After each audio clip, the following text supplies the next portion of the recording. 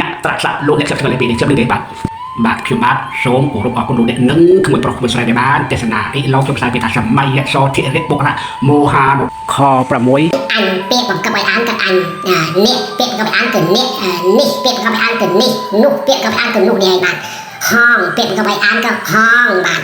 ពិនិត្យសិលាចារឹកឃើញប្រើយូរណាស់តាំងពីសម័យសធិរិទ្ធបុរៈមោហានគររបស់ប្រទេសកម្ពុជាយើងត្រូវទុកឲ្យនៅដូចដើមព្រោះប្រើជិបដរាបមកពុំដែលកែប្រែទេរាប់ថាជាអញ្ញត្រាក់សាប់ទៅចោះព្រោះមានសម្លេងផ្សេងពីការសរសេរណាលោកអ្នកវាផ្សេងនេះទេ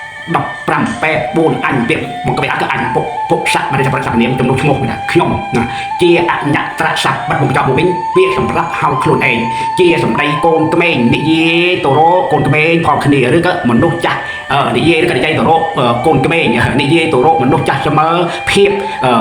ដែលស្និទ្ធស្នាលណាបាទឬអ្នកធំនិយាយទៅរកអ្នកតូចដោយស្និទ្ធស្នាលឯងទៅចោះអញមិនតិនទៅទេខ្មែរបុរាណព្រិញនិយាយប្រើជាពាក្យកម្ពស់មានពាក្យក្នុងសិលាចារឹកថាអូចម្រោអាចឲ្យអានថាវិរិយប្រុសកម្មរិយតាំងអញនេះពាក្យបង្កប់ឲ្យអានគឺចាស់ឯងគឺព្រះគុណរបស់ខ្ញុំអញខ្ញុំព្រះអង្គអញខ្ញុំម្ចាស់ខ្ញុំព្រះអង្គខ្ញុំម្ចាស់បាទអេខ្ញុំនេះពាក្យបុរាណប្រើតែក្នុងសម័យព្រិញនេះអញឯងខ្ញុំឯងយូរអង្វែងដែរប៉ុន្តែសប្តាហ៍ចប់ហើយគេបែរមកខ្ញុំនេះហើយ